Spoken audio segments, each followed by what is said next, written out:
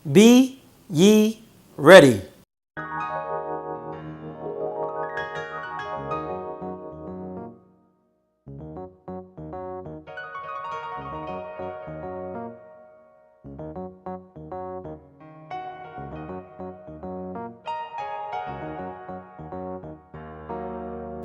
When you hear Trayon White, one of the things you should hear is genuine. I pride myself on being upfront, straightforward, and genuine. And I really, really care about this community. This community raised me, made me who I am today. So many people have poured into me, from my football coaches at Number 11 Boys and Girls Club, to William Lockridge, to Marion Berry, to James Bunn, to so many people that we've lost along the way that I know, like Elaine Carter, Gene Roberts, that laid down their lives for me to have the opportunity. So I'm indebted to serve and make my community a better place to live. Hope looks like giving people that feel hopeless opportunity. I often say that it's not about a handout, but a hand up, because everybody needs somebody. And I want to use my skill sets, the people around me, and just the spirit of Ward 8 to bring people up, to get them more involved.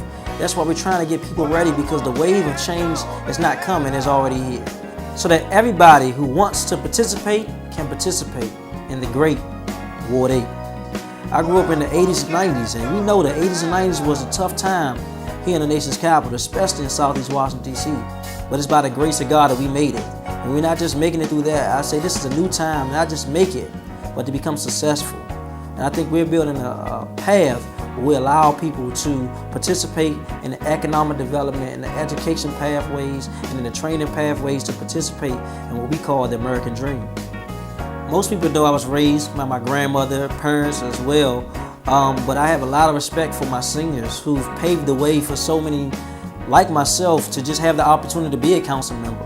You know, we just didn't come here to this country leading this country. We came here at the bottom of the totem pole, but so many people have died, sweat, and bled for us to have the opportunity. So we are obligated to make our communities better. I believe that bad things happen when good people do nothing. And my job is to try to bring those people together to ensure we have a greater community to live, walk, and play here. And with doing something, my staff and I put our brains together, had several conversations with the community to ensure that we're not just talking the talk, but we're going to walk the walk. In our first 4 months, we were very aggressive about getting deliveries in the budget to ensure Ward 8 is not the last and the lost. We got $200,000 to fund nonprofit grocery stores in Ward 8. We got $200,000 to fund community-owned grocery stores in Ward 8. We got $250,000 to fund a food incubator right here in Ward 8. We got $300,000 to fund micro grants for Ward 7 and 8 entrepreneurs. We got $11.9 million to expand recreation options right here in Lower Anacostia. We got $15 million for a new recreation center in Congress Heights. We got $8.1 million extended with the help of other council members for TANF programs right here in Washington, D.C. With the help of the residents right here in Ward 8 and advocacy and agitation, we got $16 million to train, develop, and employ right here in Ward 8 through the Infrastructure Academy. During my campaign, I talked about fighting against the violence in our community, and the fight is never over. But we were successful in getting $750,000 to support small organizations and nonprofits to ensure that we can build relationships and change lives with those at-risk individuals who may be more prone to violence right here in our community.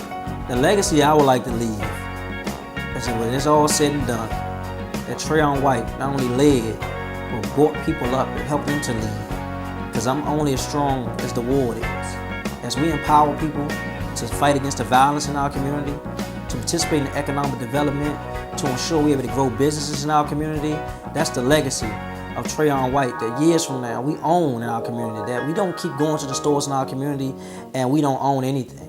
That day and time has to change, and I'm here to ensure that not only we can play here, go to school here, but we own here, houses, become homeowners here, and have equitable solutions all around the world. Our slogan has been, don't just stand there, do something. Be ye ready.